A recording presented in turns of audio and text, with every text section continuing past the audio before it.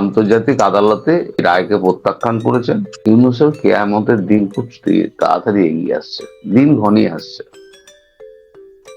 ইউনূস কিন্তু পালাতে পারবে না, কোথাও পালাতে পারবে না।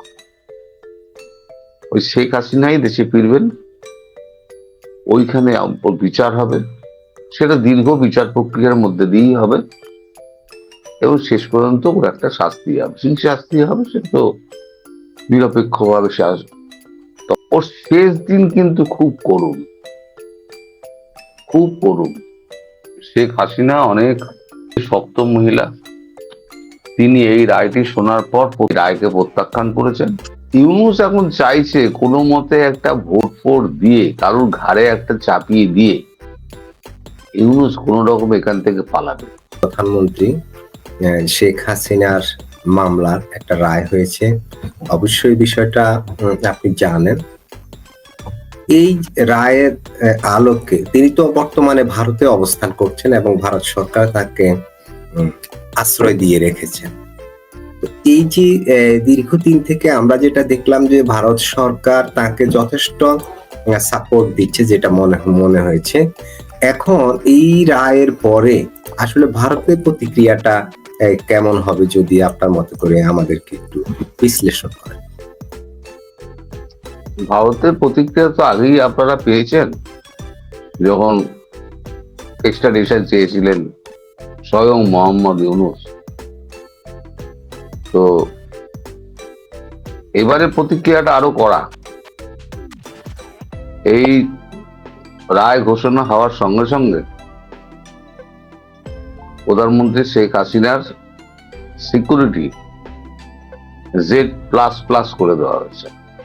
আগে ছিল Z+, এখন হয়ে গেছে Z++। তাহলে বুঝে নিন, ভারত তার উত্তর আগেই দিয়ে দিয়েছে যে আরো আমরা সিকিউর করে রাখলাম প্রধানমন্ত্রী শেখ হাসিনাকে। Z++ কারা পায়? আমাদের দেশের রাষ্ট্রপতি, প্রধানমন্ত্রী, বিদেশমন্ত্রী, স্বরাষ্ট্রমন্ত্রী, প্রতিরক্ষা মন্ত্রী এবং NSA অজিত ডোভাল। এখন থেকে তার এই যে প্রতিরক্ষা ব্যবস্থাটা আরো বাড়িয়ে তোলা, এখন প্যারা SF তার সঙ্গে থাকবে এবং তার 24 ঘন্টা তার সঙ্গে এই প্রতিরক্ষা ব্যবস্থাটা রয়ে গেল। এখন যে কেউ তার সঙ্গে আর দেখা করতে পারবে না।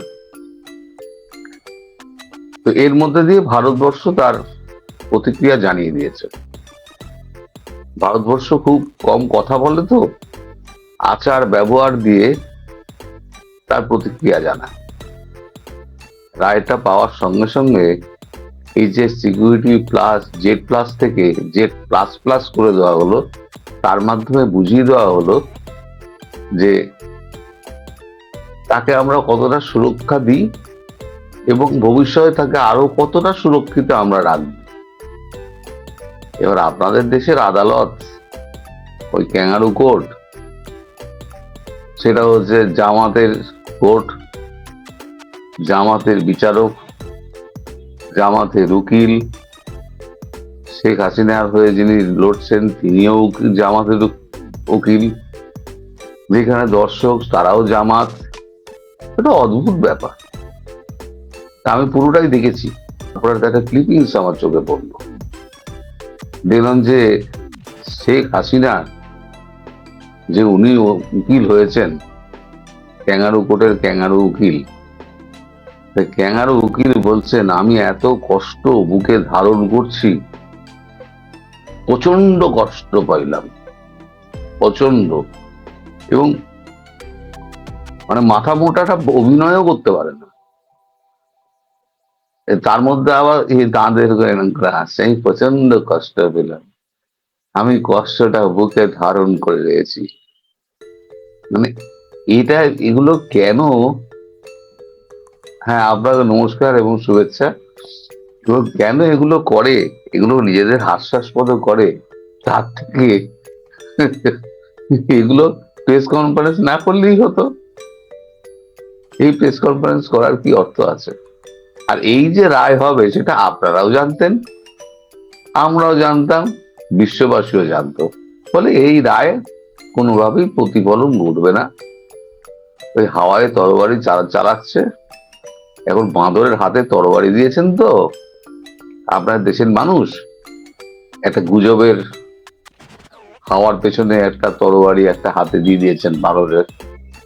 তা এখন বানর এখন হাওয়ায় তরবারি চালাচ্ছে, কার কার নাক কাটবে তাও দেখুন গে। মোহাম্মদ ইউনূস নিজের নাকটাই কাটবেন, কারণ মোহাম্মদ ইউনূস যেটা করলেন সেটা হচ্ছে বকলমে ভারতের প্রধানমন্ত্রী নরেন্দ্র মোদীকে চ্যালেঞ্জ করলেন, তোমার দেশে রেখেছো, আমি তার বিরুদ্ধে মৃত্যুদণ্ড ঘোষণা করলাম। তার প্রতিক্রিয়ায় নরেন্দ্র মোদী কি দণ্ড এখন বিচার করে রেখে দিয়েছেন মোহাম্মদ ইউনূসের প্রতি, সেটা নরেন্দ্র মোদীই জানেন। ভারতের কাছে যদি এক্সট্রাডিশন যায়, ভারত সে চিঠি ছিঁড়ে ডাস্টবিনে ফেলে দেবে, কোনো উত্তরও দেবে না। কারণ বাংলাদেশের ক্ষমতা আছে, ভারতবর্ষে এসে নিয়ে যাবেন, সেই ক্ষমতা কি আছে? না, আমাদের তো এই স্বরাষ্ট্র উপদেষ্টা আজকে, পররাষ্ট্র উপদেষ্টা তৌহিদ হোসেন আজকে বলেছেন ভারতকে আমরা আবারও চিঠি দেব যাতে শেখ হাসিনাকে বাংলাদেশে ফেরত দেয়। তো কি হলো? চিঠি দিতেই পারেন, তাতে কি হবে? ভারত সুর করে গিয়ে প্লেনে করে পাঠিয়ে দেবে।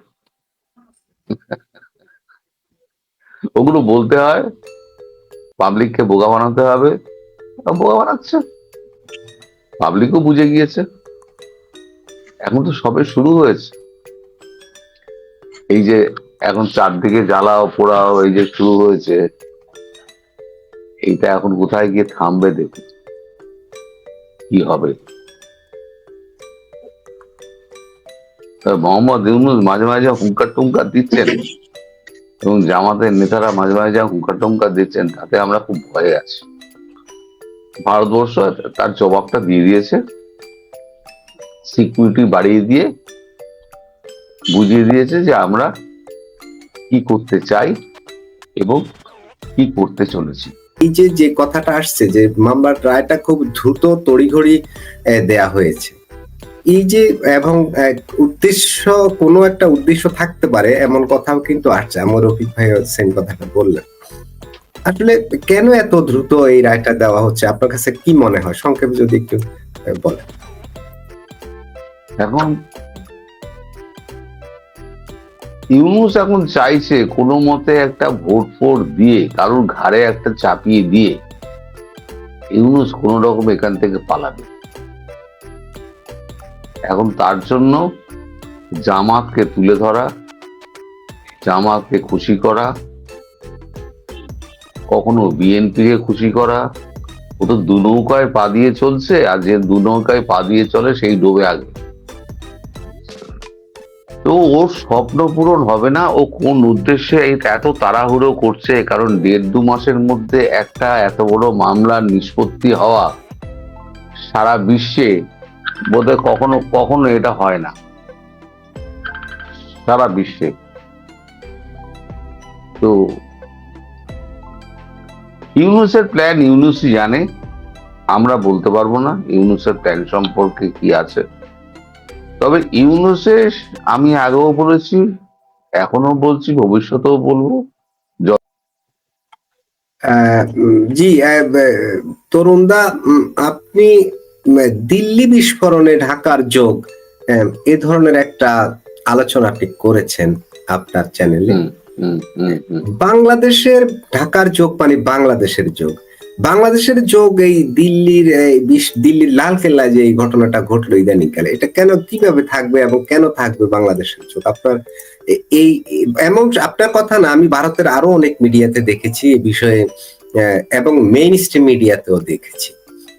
মানে আমাদের এনআইএ যে ইনভেস্টিগেশন করেছে, আমি বলেছি ইনভেস্টিগেশন রিপোর্ট না পাওয়া পর্যন্ত ভারত কিছু করবে না। গতকাল রাত্রিবেলা সেই ইনভেস্টিগেশন রিপোর্টটা ভারতের কাছে পৌঁছে গেছে, ফাইনাল রিপোর্ট। যেটা প্রথমে দিয়েছে প্রাথমিক রিপোর্ট, গতকাল রাত্রিবেলা দিয়েছে ফাইনাল রিপোর্ট, তারপর অ্যান্সিলারি রিপোর্ট আরো যাবে। এটা মোটামুটি ফাইনাল রিপোর্ট। এতে কার কি যোগাযোগ, বাংলাদেশের কার কার সঙ্গে যোগাযোগ হয়েছে, কিভাবে মালটা এসছে, কারা কারা এখানে শেল্টার দিয়েছে, তাদের নাম, তাদের ঠিকানা, সব কিছু দেওয়া আছে এখানে। আমার ওই ভিডিওটার মধ্যে পুরোটা পড়ে আমি শুনিয়ে দিয়েছি। আমি নতুন ফোনটার মধ্যে আমি আপলোড করতে জানি না, মানে এখনো শিখতে পারিনি, আমার বিদ্যে কুলোয়নি, একটু সময় লাগবে, কারণ বয়স হয়েছে তো। আমি তো টেক সেভি নই, আমি কোনো মতে আর কি মানে চালিয়ে খেলার চলে শুরু করেছিলাম বলে আমি চালিয়ে যাচ্ছি। তো এগুলো শিখতে হবে, শিখে টিকে নিয়ে তারপরে তো আমি করতে পারবো। আর যদি কেউ চাই, দাদা, কেউ কেউ তো এমনও সন্দেহ করে, কেউ কেউ এমনও সন্দেহ করে যে ভারত হয়তো কোনো কারণে সাম্প্রতিক আমাদের গুরুত্বপূর্ণ কয়েকজনের বক্তব্যের আলোকে এবং চিকেন নেক নিয়ে ভারত কিছুটা বর্তমান সময়ে কিছুটা শঙ্কিত যে কোনো এক পক্ষ থেকে কোনো আক্রমণ হতে পারে কিনা, সে কারণে সীমান্তে আবার বেশ 3টা সামরিক ঘাঁটিও করেছে। এবং ভারত হয়তো কোনো একটা ছুতো খুঁজছে যে কোনোভাবে বাংলাদেশকে আক্রমণ করে বসবে। এরকম কি ছুতো হতে পারে নাকি জেনুইনলি এটা নিয়ে কিন্তু বাংলাদেশে বেশ মিশ্র প্রতিক্রিয়া আছে, আলোচনা আছে যে এমনটা হতে পারে যে ওরা প্লট তৈরি করছে। না না, ছুতোপুতো কিছু না। যেদিনকে ভারতের হাতে এই প্রমাণ এসে গেছে, যেদিনকে ভারত মনে করবে এবার, সেদিনকে ভারত অ্যাকশন নেবে। তাহলে আপনারা কি করে এটা ভাবছেন যে পাকিস্তান আপনাকে সাহায্য করবে, টার্কি আপনাকে সাহায্য করবে, যেখানে আমেরিকার মতো শক্তিকে,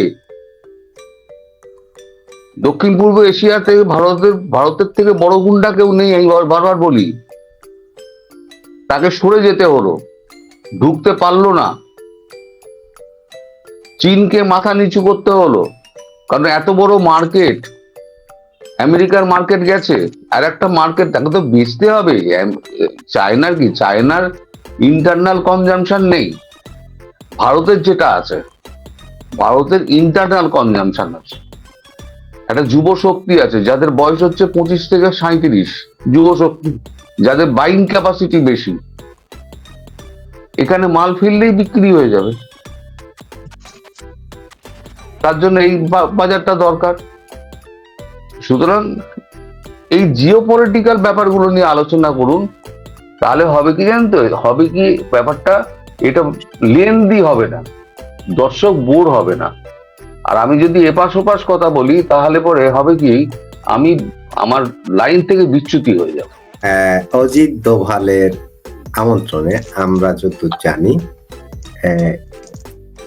হঠাৎ করে অজিত দোভালের আমন্ত্রণে তিনি যাচ্ছেন।